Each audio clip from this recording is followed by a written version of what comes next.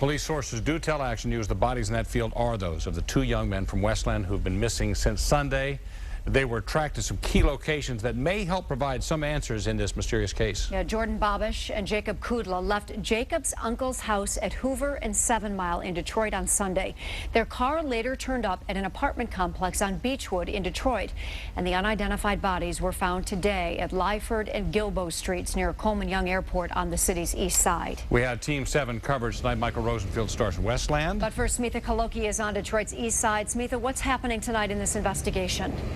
Well, right now, Joe, these investigators are staying pretty tight-lipped about what they're doing and how they're moving forward. But this certainly is not the way that family members thought this would end up. In fact, just this morning, they were going to resume their search, but instead, Detroit homicide detectives were out here in this field on a gruesome discovery. Detroit's homicide team combed this overgrown field near City Airport after a 911 call came in shortly before 10 a.m. I saw the police out here, and then you saw the red pickup truck down there with them. Then after about 45 minutes, they let the pickup truck go. Sources confirm illegal dumpers found 2 bodies this morning on Lyford near Gilboa. They believe the victims are 17-year-old Jourdan Bobbish and 18-year-old Jacob Kudla, but are awaiting positive identification for confirmation. Sources tell Action News the bodies, which were lying side by side, were badly decomposed, although it appeared as though the victims had been shot in the head. We're told it is likely that they were killed here in the grassy field, and the boys were missing some clothing, including their shoes. Jacob and Jourdan had gone missing Sunday night after last visiting Jacob's uncle's home, which is about 3 miles from where the bodies were found. It's horrible. It's senseless. It's a senseless killing. Yeah. It's senseless for the city to do this. It's senseless for them young men to be there. It's senseless, period. Here's a first look at Jacob's Chevy Cavalier the boys were driving. Police found it the day after they went missing next to an apartment on Detroit's east side.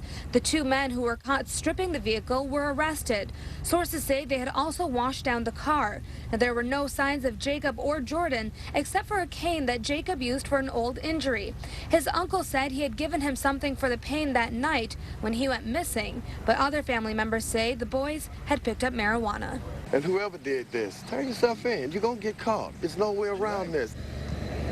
Again, police have not confirmed on the record that those bodies are those boys. However, they were found in this grassy field on Lyford. Now, coming up at 6 o'clock, we're going to talk to neighbors who say this major break in this case could have come at least a day sooner.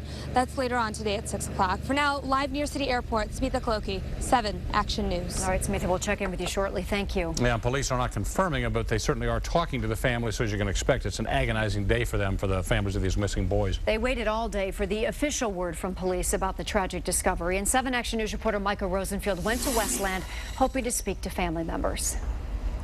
Family members of both Jacob Kudla and Jourdan Bobbish staying silent tonight, huddled with family and friends at their Westland homes, which are around the corner from each other. Countless visitors have been stopping by. 2 aunts and an uncle of Jacob spoke very briefly earlier in the day after hearing the grim news that 2 bodies had been found in a field in Detroit. I don't know what to think right now. I'm in shock. That's all I have to say. Off camera, a family member tells Action News that they've been asked to obtain dental records to help the medical examiner's office in identifying the bodies. We were also told that because of the condition of the victims, the parents were not allowed to see the bodies. Flyers still plaster the neighborhood, but so far there is no indication of any more searches tonight, a sign family members may already fear the worst.